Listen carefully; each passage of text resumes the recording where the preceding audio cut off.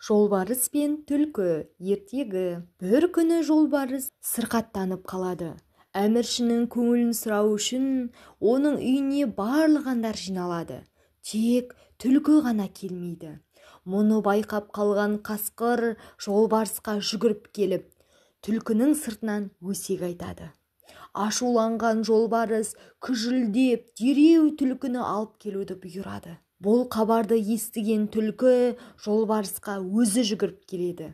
«О, құдіретті күштім, сіздің мені көргіңіз келген екен, міне алдыңызға келіп тұрмын», дейді.